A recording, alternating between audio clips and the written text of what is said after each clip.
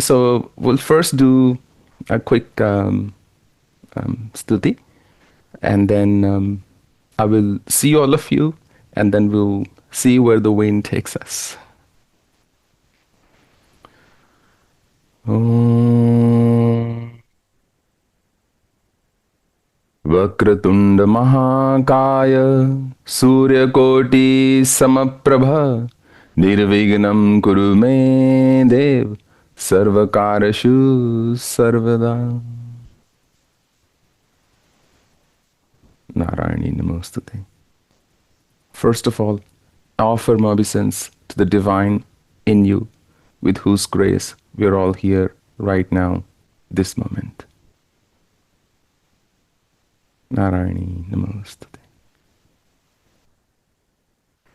So, I was thinking what to say to you today. Is there anything new that I could tell you that would make your lives more beautiful, make your day more beautiful, and the rest of it? And I thought, many years ago, even in one of my discourses, I narrated a story which I first heard from Wayne Dyer. And Dr. Wayne Dyer was a motivational speaker. He passed away, I think, a decade ago or so. But there is this beautiful story he once narrated in one of his talks. I thought I'll start with that story.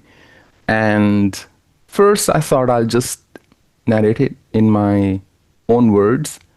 But then I thought it'll take only 5 minutes. What if I actually read out to you the story as he narrated it? Because then the true essence of the story will remain. So if you are up for it, I'm going to take about 5 minutes and read out that beautiful story to you. Most of you or some of you might have heard it already, but let that not disturb you or make you feel sad. Life is one story. Our problems are a set of stories we've heard over and over again, and yet we are never tired of them. So maybe this story as well, you can hear it one more time. So I'm going to read out to you. There's a story from many years ago that tells of an elementary school teacher whose name was Mrs. Thompson. As she stood in front of her 5th grade class on the first day of school, she told her children a lie. Like most teachers, she looked at her students and told them that she loved them all the same. But that simply was not true. Because there, in the front row, slumped in his seat, was a little boy named Teddy Stoddard.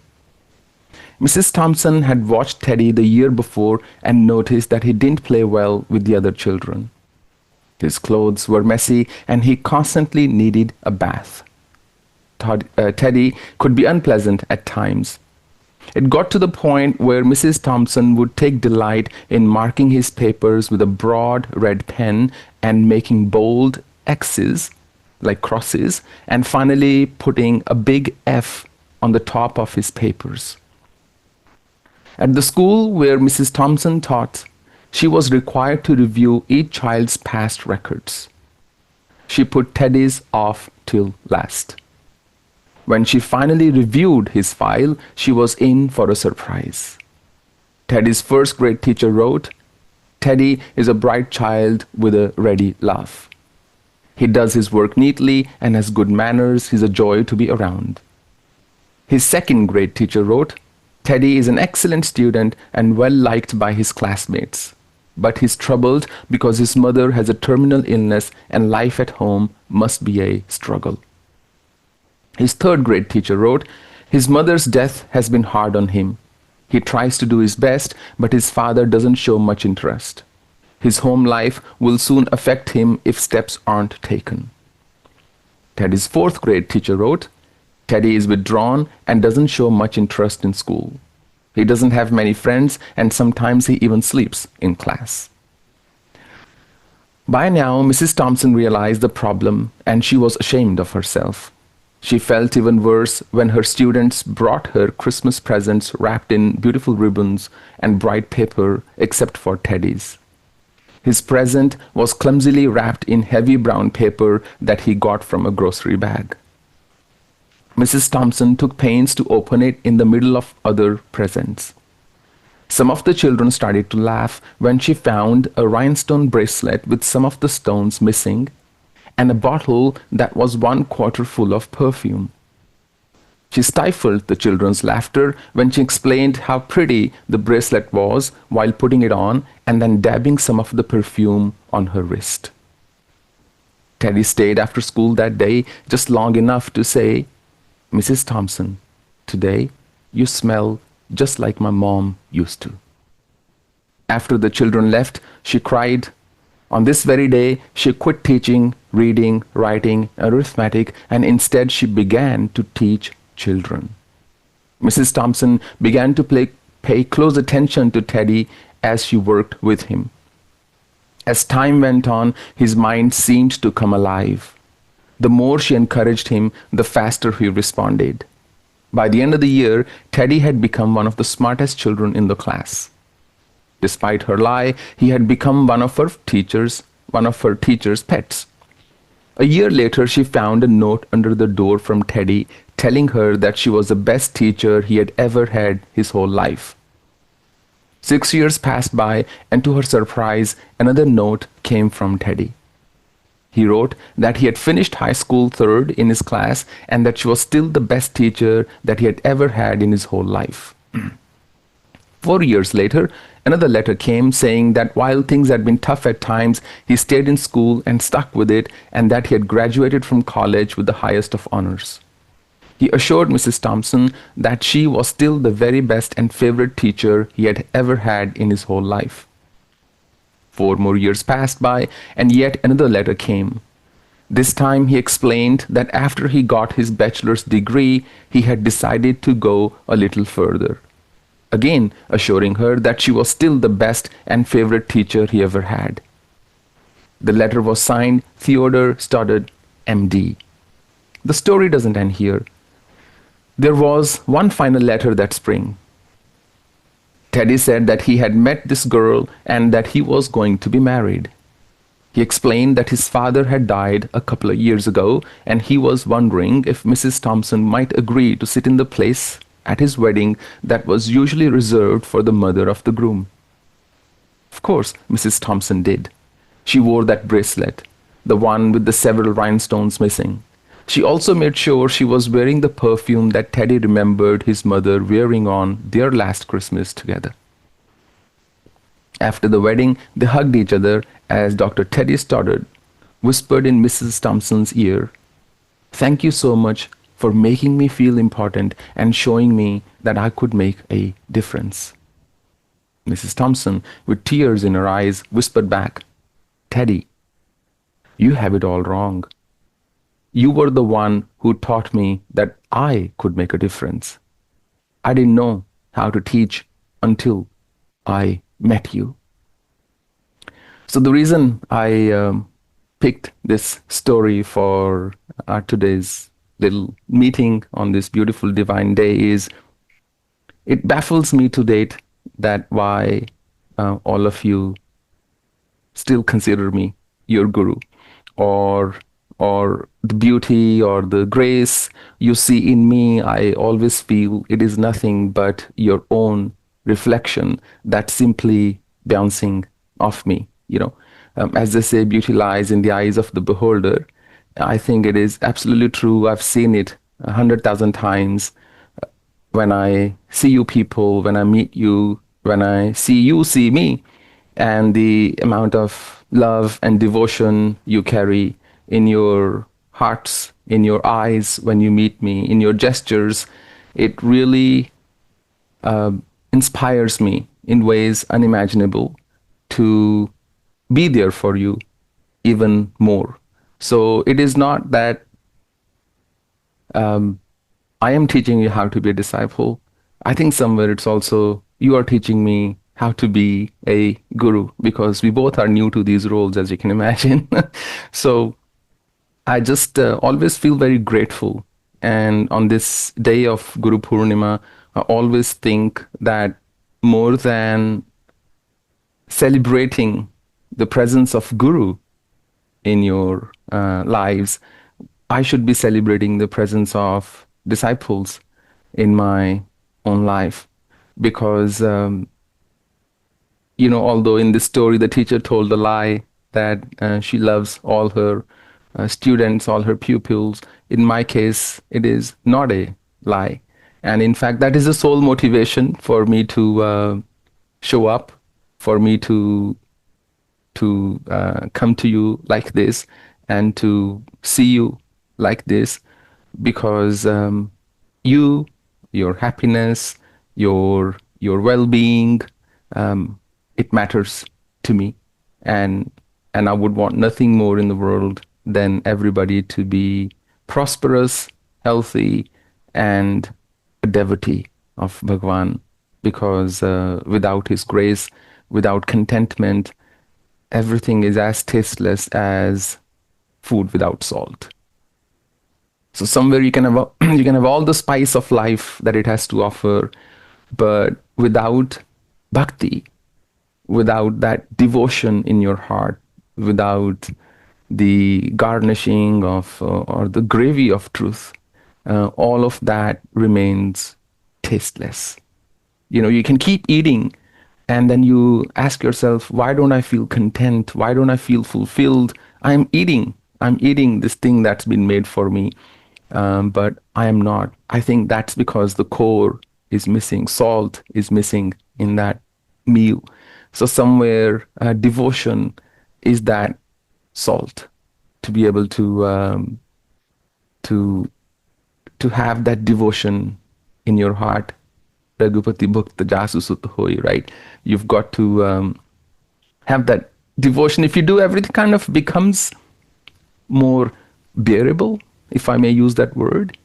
Ultimately, everybody has to pull through this life the way it is going, but everything becomes more beautiful, more bearable. And so many times, I was actually going to write a post on this, and I may still. It's like sometimes I was going to open something, sometimes you get this feeling that I thought I would have done more by now in my life.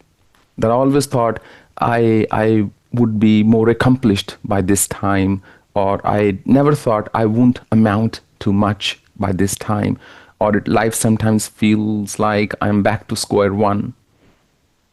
But the truth is, it's impossible to be back to square one. You can never be back to square one. Wherever you go back to, you always start with what you earned and what you learned, spiritually, emotionally, physically, psychologically, every which way, from wherever you are. So sometimes in the negative ramblings of mind, it's the anchor of love, of truth, of devotion that really is going to give you the grounding, the footing that you need to pull through with grace, with love, and with much more. Back to square one reminds me, this man went to his gym. Every new year he would make a resolution that I am going to really hit the gym hard and really get in shape and not eat junk and what have you, all those things. But every few days later, he would give up on his resolution. So this time, again, when he went to his trainer, to the gym, he said, look, I've come, I want to start. And the trainer said, oh, so you're back to square one. And he said, no, I'm not back to square one. I'm back to square one again. But this time I've brought protein powder and shame with me. It happens when we fail, or when we don't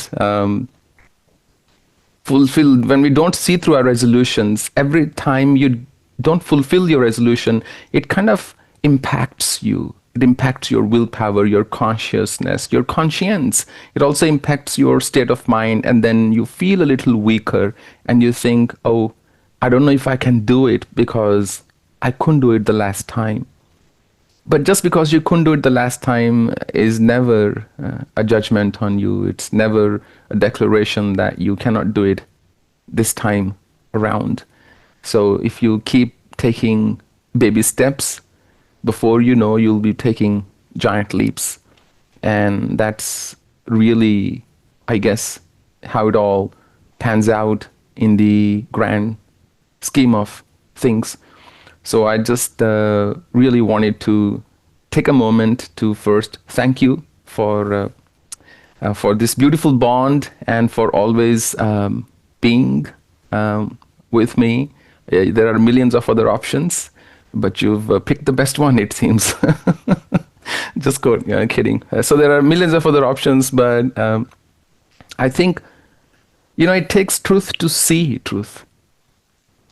For those who've been initiated or even otherwise who consider me as their guru and as their soul guru, I think somewhere you and I are truly alike, because our values must match. You must value truth above everything else, and not a show off or anything, but just truth and pure truth. Somewhere you must also be striving in your heart to get to the divine, to get to your source. And somewhere that must take precedence, greater precedence in your minds than anything else, for you to still continue on this journey. Millions start on the journey of truth, but most give up. And most then also twist their journeys to suit their individual beliefs. Very few people stick to the truth. Very few people stick to the the genuineness of it all and carry on with love and compassion and kindness in their hearts. So, as I said, it should be called Disciple Purnima or something, not a Guru Purnima. It should be Shishya Purnima, because really there should be a day where we celebrate discipleship. I think it's harder being a disciple than it is being a guru. I think I could be wrong, but that's my view. It's much harder being a good disciple than it's being a good guru. Because if you're good, you'll become a guru, hopefully automatically. It's effortless then. But to be a disciple always, it's not easy to surrender or to to have that unconditional bond or love for your guru. Nobody said it's easy, but I guess each day you live through it, somewhere you become a better human being, in the sense you're more elevated than you were yesterday. So on that note, since I've logged in as not as Om Swami, but as I think the team, I'll be happy if you have a question or two, if you want to punch away, so I could, because I can read the chat. So I'll only take a couple, otherwise we'll close this session, and I have 2 or 3 beautiful things to share with you. Okay. Oh, I think before I can read, the screen's going.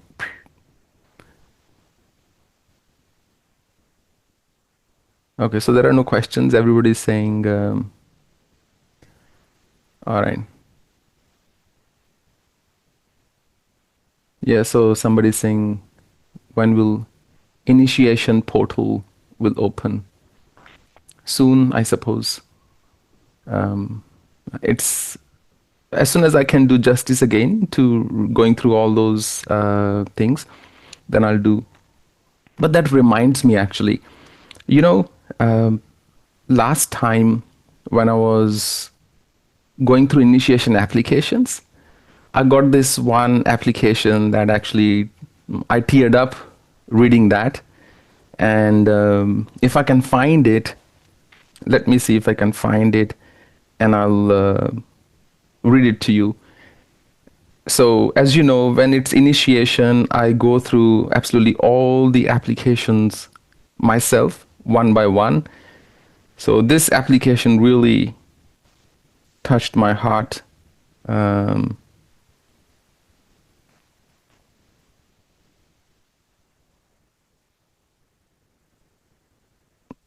so sorry, because I wasn't planning on doing this. If you can find it. Yeah, okay, so I've got it. I'm going to read it to you, okay? So this person, her name is Baby Kumari. So she's answered the questions in the initiation form.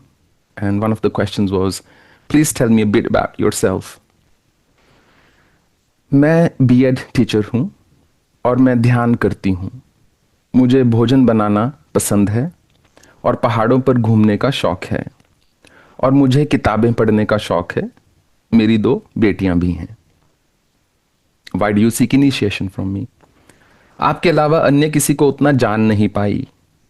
आप पर ही गुरु की तलाश खत्म हुई है और आपसे बेहतर गुरु और कोई नहीं है. मैंने आप में माँ ललिता देवी को देखा है जो मेरी आराध्य माँ है और वो भी आपकी कृपा से हुआ है. आपको ही गुरु मानकर उनकी आराधना करती हूँ. And then what according to you is the dharma of a disciple, and then she's written some beautiful things. And in the end there is this thing, anything else you wish to say? And she writes, भैया मैं आपको जब मैं छोटी थी तब से जानती हूँ. भैया आप तो सब जानते हैं मैं आपकी फैक्ट्री में काम करने वाली वर्कर हूँ और तब मैं 15 साल की थी.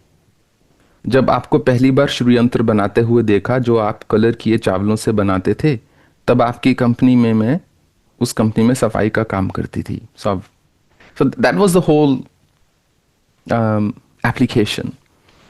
And I don't even remember this person from that time. And as I wrote, I think once I did Shri Suktam Sadhana in one of the factories we had bought. There was some time between the times. All the machinery had to be supplied and installed. So I set up my room there and I was doing sadhana every night. So every morning I would leave. So perhaps she was there during the day. The room was closed, but there were windows. Maybe she saw. When I read this application, I was so deeply touched because I thought, here is somebody who's now doing amazing in her life. It blew me away. I thought, there is somebody who took control of her life. What a success story. What an inspiration that she's leading her life, improving the generations after her and her own generation, and from where she has grown. And she found me, and then she looked me up, and then she applied for initiation after following me for a while. Of course, I approved her initiation. So the reason I haven't opened that portal yet, because I go through all the applications very diligently, very sincerely, and it takes hours and hours and hours of time to do justice to each one of those.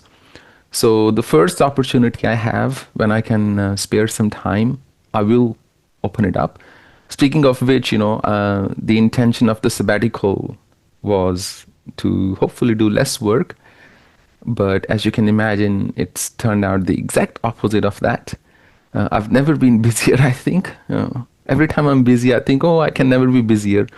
And then I find myself totally surprised because I am busier and it's more hectic than before. But one thing, today we have launched the beta launch of Sadhana for Kids. So I would like to thank the VSF team for bringing this vision to life. This is entirely done by the team. In fact, we had a key sponsor for this app a few years ago. And his idea was that his child would play and learn about Dharma. The child has grown up now and the app never got delivered on time. But thankfully they have a new child now, so on the way, so already in this world. So we thought, okay, just in time for that. So if you want, you can go check it out on sadhanaquest.com, I believe. But I'll also touch upon it briefly in my blog, but it's for kids to introduce them to Sanatana Dharma. It's a bit gamified. Some of you have also felt Tantra Sadhana to be gamified. It's actually, the intention was never to build a game out of it. And to be honest with you, I made it very clear to the team who's building that people who follow me, my disciples, are probably not the audience for that game and that the Tantra Sadhana. Because one thing I wanted in Tantra Sadhana is for the user to be able to go through a bit of a learning curve. It's not like just dry rituals. You've done one, you've done the second, you've done the third, and that's it.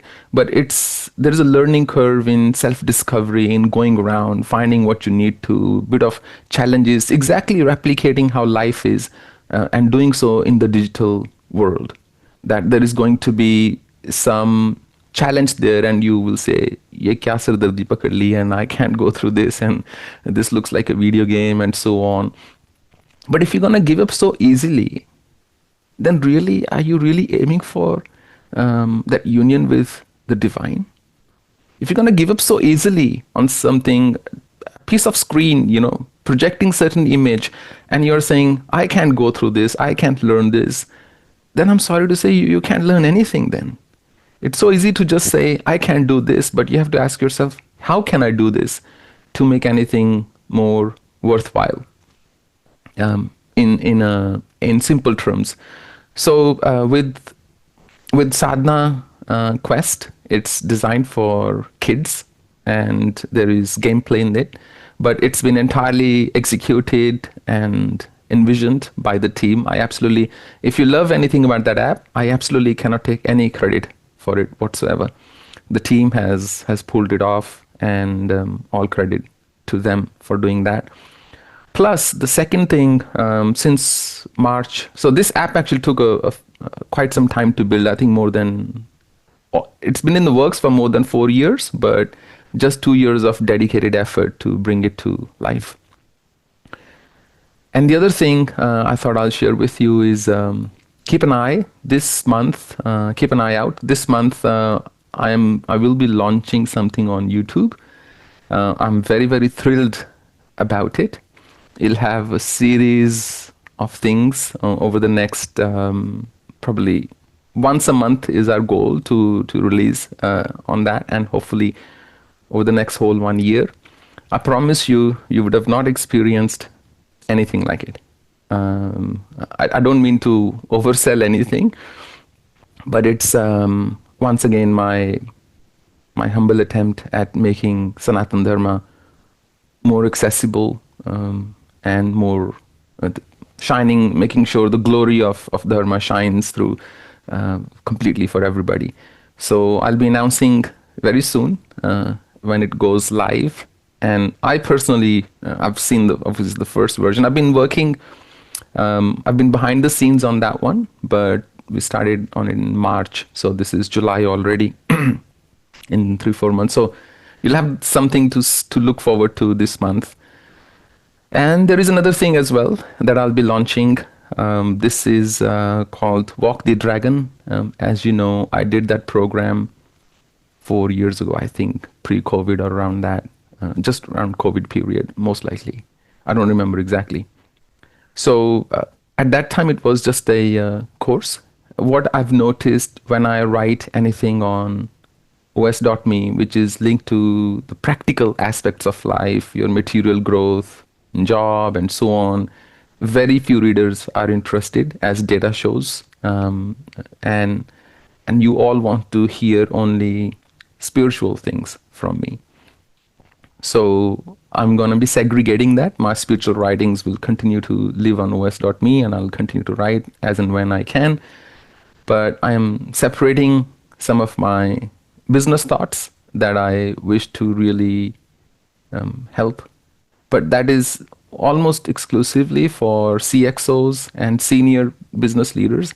It's not just for entrepreneurs or for everybody, because I won't be able to appeal to everybody, and that's not my intention. I just want to focus my writings on decision makers in usually big and bigger companies. So I've been working on that. My developer kind of bailed out on me, so it was a bit delayed. So then we found another one. Then I jumped into the coding myself a little bit, and so hopefully in the next 2 months or so, this will also go live. So some of those things I've been working on amongst other things, but you're always there in my heart, in my consciousness, and I pray for your well-being and and for your good health and prosperity. Please take care of yourselves and each other. Eat well, sleep well, exercise well, and work hard and rest up well.